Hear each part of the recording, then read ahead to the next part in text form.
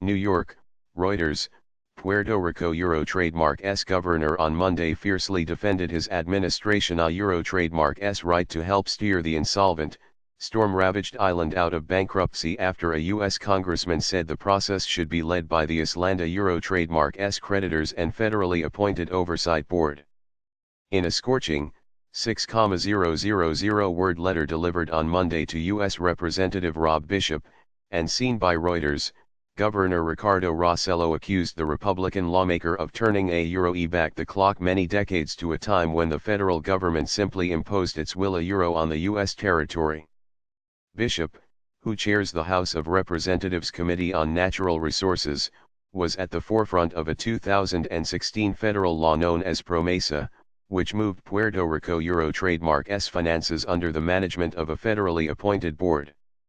In a letter last week, Bishop censured the board for lack of progress on a massive planned debt restructuring in Puerto Rico, directing the board to seek more input from the Islanda Euro Trademark S financial creditors on a plan to stabilize the island. Rossello said on Monday that flew in the face of PROMESA, which calls for the board and the governor to work together. He said the sides had made consensual progress on elements of Puerto Rico Euro Trademark S restructuring. A Euro OEI cannot and will not permit you to elevate concerns of bondholders on the mainland above concern for the well-being of my constituents, a Euro Rossello said in the 13-page rebuke.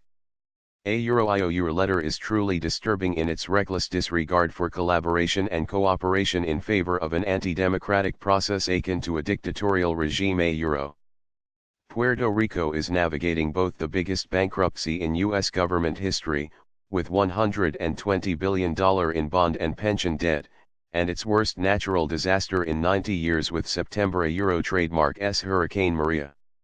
The storm killed dozens, devastated the Islanda Euro Trademark S infrastructure, and has left thousands without power more than 6 months later.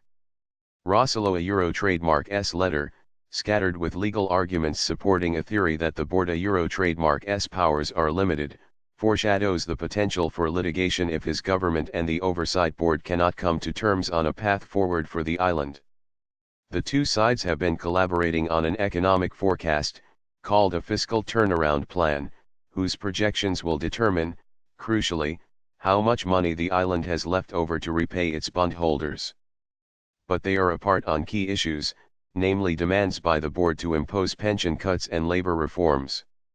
The governor has said those demands constitute specific policy decisions that exceed the board a Euro Trademark S power.